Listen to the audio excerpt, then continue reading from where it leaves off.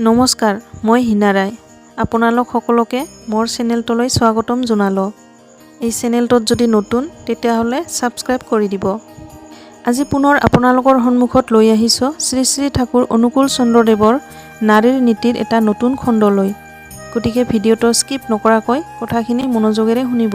পাতলামিত অনেক ছোৱালীয়ে সংসৰ্গ দোষতেই হওক বা অনিয়ন্ত্ৰিত হৈয়েই হওক কেনে এটা পাতল চৰিত্ৰ ধৰি ৰাখে যেন কোনো কথাই হজম কৰিব নোৱাৰে।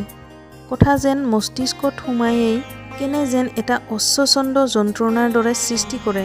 আনৰ আগত নকলে যেন উপায়ন্তৰেই নাথাকে। এইটো খুব বেয়া অভ্যাস।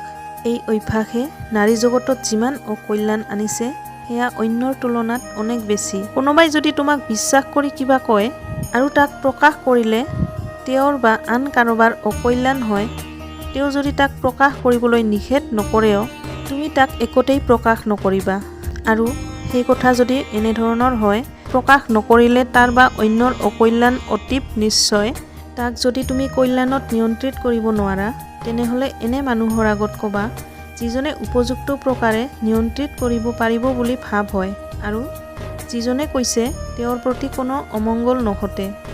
ইয়াৰ ফলত ভালেই হ'ব, অনেক অসুবিধাৰ হাতৰ পৰা নিষ্কৃতি পাবা। হিচাপ কৰি চলিবা।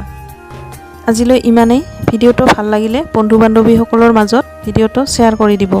ধন্যবাদ।